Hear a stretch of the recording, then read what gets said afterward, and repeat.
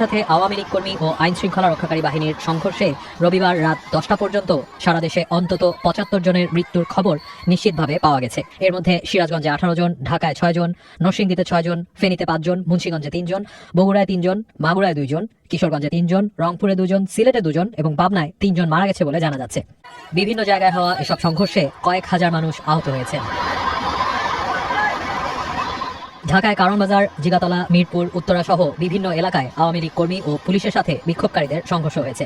কারণ বাজারে দুপুর 12:30টার দিকে আওয়ামী লীগ কর্মীদের সাথে আন্দোলনকারীদের ধাওয়া পাল্টা শুরু হয়। পরে দুপুর 3টার পর পুলিশের সাথে বিক্ষোভকারীদের সংঘর্ষ শুরু হয়। এছাড়া জিগাতলা, মিরপুর, উত্তরা এলাকায় সকাল থেকে শুরু করে বিকেল পর্যন্ত আন্দোলনকারীদের সাথে আওয়ামী লীগ কর্মী ও পুলিশের কয়েক দফায় সংঘর্ষ হয়েছে।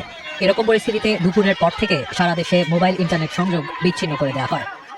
সিরাজগঞ্জে হওয়া সংঘর্ষে অন্তত 18 জন মারা গেছেন বলে জানা যাচ্ছে। সিরাজগঞ্জের এনায়েতপুর থানায় দুপুরের দিকে কয়েক হাজার মানুষ হামলা করে বলে স্থানীয় সাংবাদিকরা জানান। ওই হামলায় অন্তত 13 জন পুলিশ সদস্য মারা গেছেন।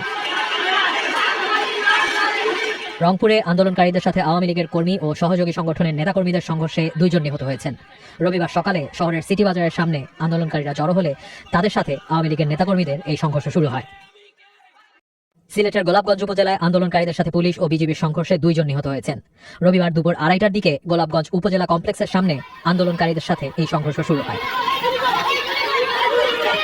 কুমিল্লায় একাধিক জায়গায় আন্দোলনকারীদের সাথে আওয়ামী লীগ নেতাকর্মীদের সংঘর্ষের ঘটনায় একজন পুলিশ কনস্টেবল সহ অন্তত 2 জন মারা গেছেন। কুমিল্লা শহরের আলেখারচর বিশ্ব রোড এলাকায় দুপুর 12টা থেকে 3:30টা পর্যন্ত আওয়ামী লীগ কর্মীদের সাথে বিক্ষোভকারীদের কয়েক দফা সংঘর্ষ হয়। এছাড়া দেবিদ্বার ও দাউদকান্দি উপজেলাতেও আন্দোলনকারীদের সাথে আওয়ামী লীগ কর্মীদের কয়েক ঘণ্টাব্যাপী সংঘর্ষ হয়েছে। বরিশালে আন্দোলনকারীদের সাথে সংঘর্ষে আওয়ামী লীগের একজন নেতা মারা গেছে। সকাল 10টার পর থেকে বরিশালের নতুল্লাবাদ বাস টার্মিনাল এলাকা সংলগ্ন কয়েক কিলোমিটার এলাকায় আন্দোলনকারীরা শুরুতে অবস্থান নেয়। এরপর দুপুর 12টার পর থেকে আওয়ামী লীগ কর্মীরা সেসব এলাকায় প্রবেশের চেষ্টা করলে তাদের সাথে আন্দোলনকারীদের সংঘর্ষ শুরু হয়।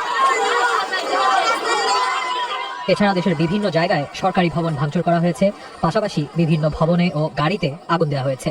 কুমিল্লা, সিরাজগঞ্জ সহ বেশ কয়েকটি জায়গায় থানায় আগুন দেওয়া হয়েছে। এমন পরিস্থিতিতে বিকেল 4টার দিকে সন্ধ্যা 6টা থেকে অনির্দিষ্টকালের জন্য কারফিউ ঘোষণা করা হয়। এছাড়া আগামী সোম থেকে বুধবার পর্যন্ত 3 দিন সাধারণ ছুটিও ঘোষণা করা হয়।